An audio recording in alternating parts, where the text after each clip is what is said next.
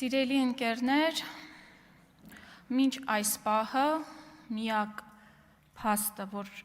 մենք բոլորով այստեղ պարզեցինք, մեջբերելով ձեր թիմակցին, այն է, որ Վահագն Ալեքսանյանը մանկապարտեզ չի ուտում։ Շնորհավորում եմ այդ կապակցությամբ։ Եթե ես չլինեի ընդդիմադիր պատգամավոր, գուցե անկեղծորեն, ամենայն անկեղծությամբ ուզենայի ձայն տայի, կողմ քվեարկեի պարոն Ալեքսանյանին, մի փոքր ես 3 օրվա խոսույթը կհամադրեի, հասկանայի գուցե իսկապես արժե գալ եւ կողմ քվեարկել, բայց այս 3 օրվա ընթացքում օրենսդիրի ներկայացուցիչը բառացի գալիս ասում է, որ ինքը անընդհատ խոսում էր, որ պետք է ընտրական օրենսգիրքը խախտվեր, ասում էր ես խոսում եմ ժողովուրդ ջան, ասում եմ եկեք խախտենք այդ օրենսգիրքի մեջ գրված տողերը, ես ասում եմ եկեք խախտենք ու ինձ ոչ մեկ չէր լսում։ Ժողովուրդ, ազգային ժողովի падգամավորը, ով որ օրենքների ընդունմանն ամասնակցում եւ այլն, չի կարող նման խոսույթ անել։ Այդպես ասում եք եկեք ընդունենք զինվորները այնտեղ ուշացած են եկել եւ այլն, նախ զինվորին այդպես չեն հարգում։ Իմ գործընկեր Վաղինակը Վարդանով մի փոքր անդրադարձել է այդ հարցին, էլ չեմ անդրադառնա։ Եվ երկրորդ, ավելի կհակված լինեի հավատալու ձեր անկեղծության, եթե գոնե միտքն չէր, որ սա ընդունելով որպես նախադեպ, ինչ որ առաջարկություն անեիք, ասեիք փոփոխություն մտցնեինք օրենքի մեջ եւ այլն, եւ դրանից հետո նման միջադեպերը օրինական համարվեին, բայց դուք ջատագովում էիք, որ ընտրական օրենսգիրքը խախտվի։ Սա անորմալ երևույթ է։ Երկրորդ, ասում եք, որ 29 падգամավորները առնվազն այստեղ նստած ընտրակեղծիքի շնորհիվ են այստեղ։ Նորից օրենքի ընդունման մասնակցող անձնավորություն, եթե գեթ 1 падգամավորը այստեղ ընտրակաշարքով է գտնվում, գեթ 1-ը իշխանությունը դուք եք, դիմեք ընտրությունները չեղյալ հայտարարեք եւ նոր ընտրություն հայտարարեք, սա ոչ թե առաջարկություն է, սա պարտադիր պահանջ է, ոչ մեկ իրավունք չունի ընտրակաշարքով հայտնվի այս շենքում, այս աթոռներին, ու եթե չեմ սխալվում, սահմանադրական դատարանում դրա մասին բազմիցս առաջարկությունը հնչել է, չեղարկեք ընտրությունների արդյունքները, ինչու եք օրինականացնում անօրինականը, եթե ըստ ձեզ է այդպես, էլի չեք անում, ուրեմն ես ինչպես հավատամ ձեզ, անկեղծ եմ ասում, ուզում էի, բայց չեմ կարող հավատամ, առնվազն այս 3 օրվա ընթացքում ես տեսա 2 հատ խախտում, որը որ աչքներիս դեմը տեղի ունեցել, սիրելի ընկերներ։ Հետո շատ խոսեցինք 300,000 ադրբեջանցիներից, սոնա, չգա։ Ուրեմն 300,000 ադրբեջանցիների Հայաստան բերելու թեման մենք խոսում ենք, գիտեք ինչի համար, որ հետո դուք բոլորով նորից հնարավորություն առիթ չլինի գալ այստեղ ներողություն խնդրելու, որպեսզի հետագայում նորից նույն սխալները չանեք։ Եվ շատ ցավով եմ մոտենում այն հարցին, որ ասում եք մենք չենք կարևորում Ադրբեջանի նախագահի ասածները, ժողովուրդ այդպես չեն աշխատում։ Չգիտեմ դուք ոնց եք պատրաստում բանակցությունների գնալիս։ Ամեն ասածը պետք է նկատել, հաշվի առնել, վերլուծել եւ քաղաքականությունը կառուցել այդ ամենը նաեւ հաշվի առնելով։ Հետևաբար ես հաճախ էի ասում մինչև այստեղ գալը, որ բանակցային գործընթացը տապալված է, բայց այս 3 օրվա ընթացքում համոզվեցի, թե ինչու է տապալված, որովհետև առնվազն ձեր հայտարարություններում դուք չեք հետևում, թե մեր տարածաշրջանում ինչ հայտարարություններ են անում, օրինակ երկրի ղեկավարները։ Եվ հետո,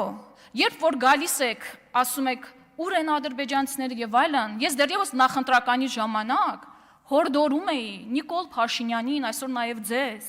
եկեք ոչ թե ինձ, Արեգա Հովսեփյանին, ընդդիմադիր քաղաքական գործիչ է, դա կարող է ասել կամ ցանկացած ինչ-որ մի ընդդիմադիրի հերքեք, այլ այդ տեղեկատվության սկզբնաղբյուրին, Իլհամ Ալիևին, եկեք, կանգնեք, հայտարարեք, Իլհամ Ալիև, դուք ստում եք, նման օրակարգ չկա, որովհետև մենք, գիտեք, եթե պատկերավոր ասենք, մենք ասում ենք, որ ժողովուրդ ջան, տանկը գալիս է, երեխան քնած է, դուք էլ ասում եք երեխային մի արթնացրեք, ասում եք գալիս է տանկը, ասում եք դե երեխային մի արթնացրեք։ Սա լուրջ չի եւ հիմա ես հասկանում եմ, թե ինչու է այս վիճակում բանակցային գործընթացը, իսկապես։ Հետո ասում եք հա, Անդրանիկ Գևորգյան ջան, գիտեք,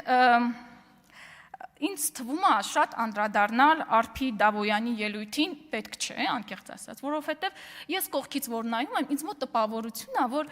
ինքը ուղղակի ուզում է արդարանալ իր ղեկավարների առջև, թե ինչու իր ծննդավայրում ինքը չի հաղթել։ Դու հաղթել ես, ինքը չի հաղթել։ Այնպես որ խնդրում եմ թեման փակենք, հասկացանք, Արփի Դավոյան, ձեր ծննդավայրում ձեր ժողովուրդը ձեզ այդքան ձայն չի տվել, ինչպես օրինակ Անդրանիկ Գևորգյանին, իր պապային եւ այլն։ Իսկ եթե դուք օրինակ խախտում եք տեսել այդտեղ, արձանագրեցիք այստեղ, այլ հաստատություններ կան, գնացեք այնտեղ դիմեք, թող այդ հարցով զբաղվեն։ Հիմա արձանագրում ենք, Արփի Դավոյանը պարտվել է, Անդրանիկ Գևորգյանը այնտեղ հաղթել է, փակեցինք թեման։ Հետո Արման Եղոյանը էլի այստեղ չէ, էլի տեսնում ենք այստեղ դատարկ աթոռներ ձեր թիմակիցների կողմից, բայց դե ոչինչ, մեկը կանդրադառնամ։ Ինձ թվում է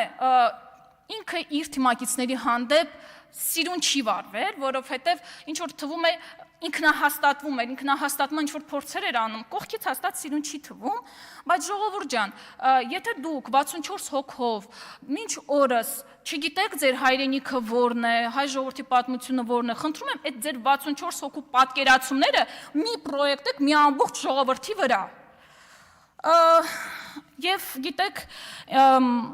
այսօր այստեղ խոսակցություն եղավ կառուցելու, մանկապարտեզներ կառուցելու, ուտելու կամ խոստանալ կառուցելու ու չանելու, այս երկու խոսույթը եղավ։